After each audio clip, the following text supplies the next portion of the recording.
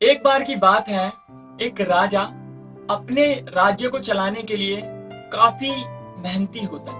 वो बहुत मेहनत से अपने राज्य को चलाता है, लेकिन उसके राज्य का कोई उत्तराधिकारी नहीं होता। फिर वो एक बार एक मुनि से मिलता है। वो मुनि उसको एक राह देते हैं कि एक यज्ञ कराना है और तुम्हारे यहाँ पे संतान उत्पत्ति होगी, तुम्हें संतान की प्राप्ति होगी। वो राजा यज्ञ कराने लगता है, यज्ञ कराता है। उसके बाद में उसको एक संतान प्राप्ति होती है। संतान जब उसकी 5 साल की हो जाती है तो वो खो जाती है। वो एक मेले में जाते हैं और वो खो जाता है उस राजा का बेटा। वो राजा परेशान हो जाता है क्योंकि एक संतान, एक लौती संतान, वो भी कितने जतनों के बाद मिली और वो भी खो गई। सिर्फ एक उत्तराधिकारी उसके राज्य का। जब वो खो जाता है तो पूरी अपनी सेना को लगा देता है, बट वो कहीं पे भी नहीं मिलता उसका बेटा। 5 साल में एक बेटा खो गया था और कहीं नहीं मिलता। उसके बाद में वो फिर अपने राज्य को जैसे चलाना होता है वैसे चलाता है, जैसे भगवान की मर्जी, ये कहकर अपने जीवन को जीने लगता है और अपने राजकाज को संभालने लगता है। वो राज्य अपना संभाल रहा होता है, बहुत अच्छे से काम कर रहा होता है। एक दिन क्या देखता है, जब वो अपने राज्य के भ्रमण पे निकलता है कि उसका बेटा राज्य की सीमा पे बैठ के भीख मांग रहा है। उसका बेटा राज्य की सीमा पे बैठ के भीख मांग रहा है। 5 साल बाद उसका बेटा उससे मिला था, यानी वो तकरीबन 10 साल का हो गया होता है और उसका बेटा भीख मांग रहा है। अब उसके बेटे को तो कुछ याद होता नहीं है, तो वो क्या करता है, वो एकदम से राजा हतोत्साहित हो जाता है और अपने मंत्री के पास जाके कहता है कि मंत्री जाओ, मेरा बेटा वहां बैठा, उसे उठा के ले आओ, उसे बताओ कि वो राजा है, उसे याद कराओ कि वो राजा है और उसे उसे भीख नहीं मांगनी, उसे हमारे राज्य में लेकर आओ।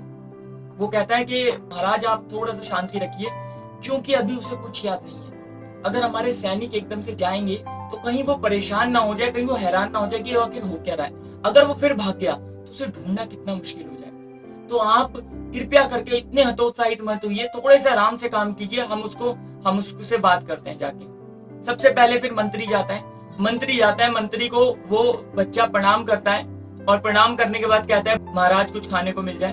वो उसके लिए भोजन का प्रबंध करते हैं। खाना खाने के बाद मंत्री उसको कहता है कि आओ, मैं तुम्हें राजा के पास लेके चलता हूँ, राजा ने तुम्हें बुलाया है। वो एकदम से डर जाता है। वो कहता है क्या बात होगी, राजा ने मुझे बुलाया, मैंने कोई गलती कर दी?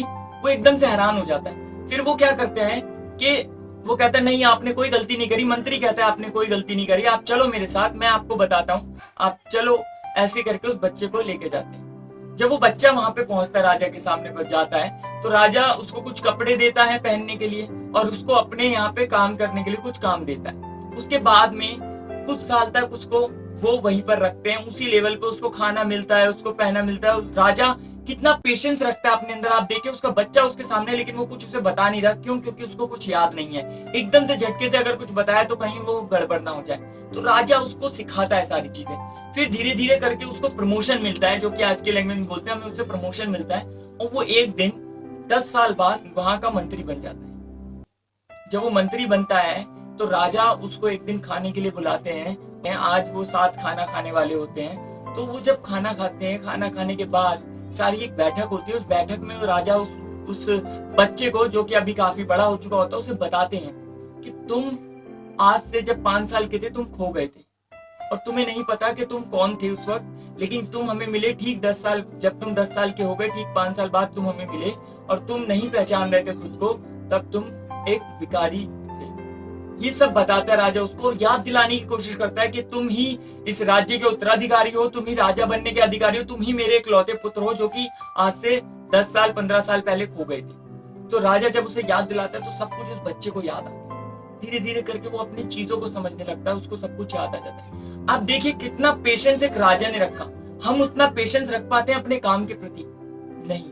हम किसी भी चीज में बहुत जल्दी चाहते हैं और वो जल्दी चीज हमें मिल नहीं पाती। तो आप पेशेंस रखिए। आप अभी जो है बहुत अच्छे हैं, आपको शायद याद नहीं आ रहा कि आप कितने अच्छे और हो, लेकिन वो धीरे धीरे प्रमोशन होगा आपके लाइफ में, तभी आपको याद आ पाएगा। अभी हम जहां हैं वो हमारे पुराने, हमने जो भी सीखा है उसके बिहाफ पर आज हम यहाँ पे खड़े। तो हमको अपना लर्निंग, अपना जो पढ़ाई लिखाई, उसको और स्ट्रॉन्ग करना है। आने वाले जो वक्त है उसके अकॉर्डिंग हमें करना है। अगर हम करते जाएंगे, अपने आप को बदलाव करते जाएंगे, हमें भी याद आ जाएगा कि हम क्या हैं और क्या बन सकते हैं। फिर हम जो स्पीड में काम करेंगे, जो तेजी से काम करेंगे, वो बहुत जबरदस्त होगा। तो मेरा मानना ये है, आप जो भी कर रहे हो, जो भी कर रहे हैं, आप बेस्ट है एकदम, अपने में आपसे बेहतर कोई नहीं है। लेकिन इसका मतलब ये नहीं है कि हमें यहीं पर रुक जाना है अगर हम दी बेस्ट हैं तो। नहीं, हमें अपने ऊपर इन्वेस्ट करते रहना, हमें अपनी लर्निंग पे इन्वेस्ट करना है, क्योंकि लर्निंग पे किया हुआ इन्वेस्टमेंट बहुत तेजी से रिटर्न आता है। वो जो रिटर्न आएगा उससे हम अपने आगे को याद कर पाएंगे कि हम आखिर है क्या। सो पॉइंट इज दैट कि आप मेहनत करना ना छोड़ें और मेहनत के साथ अपना लर्निंग करना ना छोड़ें। जाने से पहले मैं बताना चाहूंगा कि मैं एक अपॉर्चुनिटी लेकर आया हूं आप लोगों के लिए वर्क फ्रॉम होम की। अगर आप चाहते हो कि आप अपना खुद का बिजनेस करो, अगर आप घर से ही काम करना चाहते हो, अगर आप चाहते हो कि आप अपनी सेकंड इनकम सोर्स बिल्ड करो, तो आप मुझे मेरे दिए गए नंबर पे जो कि कमेंट्स है वहां पे कॉल कर सकते हैं। मेरे से डायरेक्ट आपकी बात होगी, फिर मैं आपको गाइड करूंगा कि क्या वो बिजनेस है।